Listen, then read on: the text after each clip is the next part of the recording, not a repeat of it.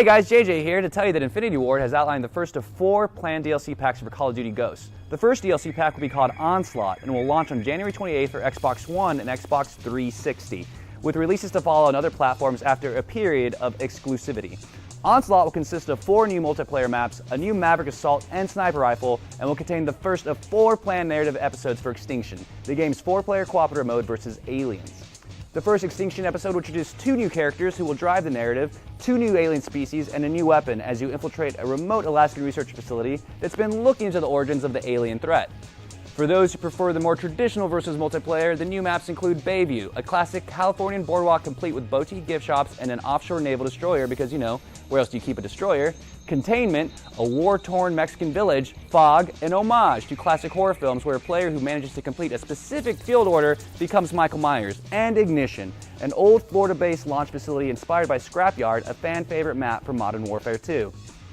The DLC will be available standalone or as part of the Season Pass, which grants access to those, as well as 3 other planned DLC packs, an exclusive free-fall multiplayer map, and unique character items. Also launching on January 28th is the new point-and-click adventure from Double Fine's Tim Schafer, who's best known for his work on Grim Fandango, Psychonauts, The Secret of Monkey Island, and Brutal Legend. The game was announced on Kickstarter in February last year as Double Fine Adventure before it received its final name and reached its initial funding goal of $400,000 in the first 8 hours, before more than doubling the target with $1 million in funding in the first 24 hours, breaking records for Kickstarter. 1 month later, the Kickstarter closed with $3.3 million in funding, more than 8 times the initial goal. Broken Age will be Schafer's first return to adventure game since the 1998 release of Grim Fandango, departing from the style of his most recent titles Stacking, Costume Quest, and The Cave. Of the game, Schafer says, "It's been 16 years since I made an adventure game, almost 20 since I made a point and click, and just shy of 2 years since I dared the internet to force me to make one." Broken Age is being split into 2 acts, or episodes. The first releases this month, and the second will come later this year, and a free update for those who bought the first act. It will be available via Steam for Windows, Mac, and Linux initially, and will launch later for iOS and Android as well. Kickstarter backers will have 2 weeks of early access beginning today, ahead of the official launch. Those using Steam can also get an early look at a new feature of that gaming client as well. That is, if you have an Oculus Rift dev kit. I mean, who doesn't have one of those laying around? Valve has quietly launched a Steam VR beta, adding support for a virtual reality interface as of the newest Steam client beta version. In case the fact that it's beta supporting for a beta client didn't tip you off, the functionality is still a bit finicky. Several users have reported it working intermittently, and Valve has already released several updates since launching it last night. Now, if you don't mind any of that and still want to give it a go, check the tools section and make sure you have Steam VR downloaded. Opt into the beta update option in the tools section.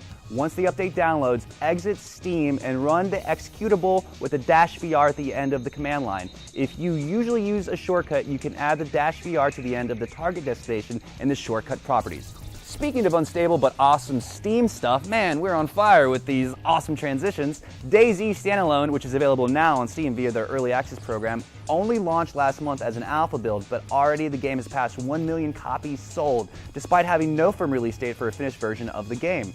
Early this month, when the game passed 800,000 sales, creator Dean Hall commented on the game's success, saying, "Honestly, 250,000 within a quarter was what I would have considered success. So to move nearly 800,000 in under a month is crazy." Despite the hordes of gamers falling over themselves to hand him their dollars, he continues to caution them about what they can expect with the alpha version of the game, and advises that most gamers may prefer to wait until they get a more polished gaming experience. There are many problems which can ruin your gameplay experience. These are being actively fixed. But if you delayed your purchase by a month, you would pay the same price, but it would be a better experience, he says. And that's the big news for today. Do you enjoy getting early access to unfinished versions of games, or do you prefer to wait and play them once they're finished? Shout out and let us know in the comments. And also, check out roosterteeth.com later this week for a new episode of The Patch, where we argue for our favorite games of 2013.